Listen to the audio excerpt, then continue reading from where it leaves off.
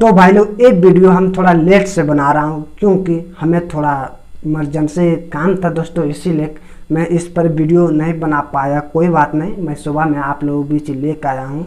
तो दोस्तों एक गाना रिलीज हो गया है साजन म्यूजिक वर्ल्ड से, जो कि दोस्तों गाने का नाम है केकरा पोखरिया एरी झिरी पनिया।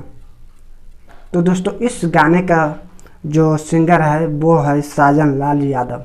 जी हाँ दोस्तों, और उसी का स्टूडियो भी है। और इस गाने को दोस्तों लिखा है प्रभास जी और संगीत गब्बू भाई, जो कि आप लोग जानते हैं बहुत अच्छे से गब्बू भाई को। और रिकॉर्डिंग दोस्तों साजन रिकॉर्डिंग झाझा।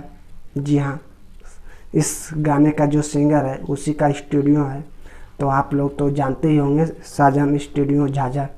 तो दोस्तों इस गाने अपलोड हो गया है दोस्तों साजन म्यूजिक ओल्ड चैनल पर। तो दोस्तों इस गाने को हम भी सुन चुके हैं, बहुत अच्छा सुनने में आया है और आप लोग भी जाके सुनिए, बहुत ही ज़बरदस्त है। मतलब लोकगीत यार मत पूछो, इतना ज़बरदस्त और हिट है कि पूछिए मत। अगर आप लोग देखिएगा तो मन डोल जाएगा, क्योंकि गाने का ऐसा ही टाइटल भी है केकरा पोखरिया एरी झिरी पनिया।